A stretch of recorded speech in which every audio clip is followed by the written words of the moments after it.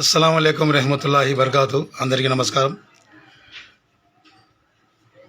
ఒక బేతాళ ప్రశ్నకు సమాధానం కావాలి సోషల్ మీడియాలో.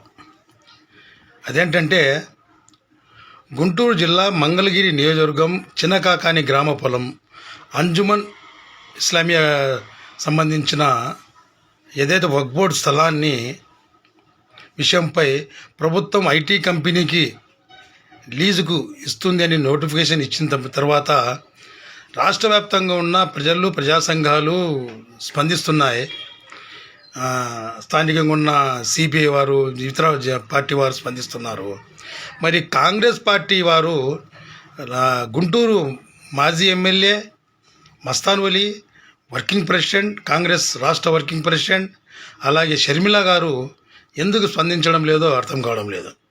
ఈవెన్ వైసీపీ ప్రభుత్వం కూడా రాష్ట్ర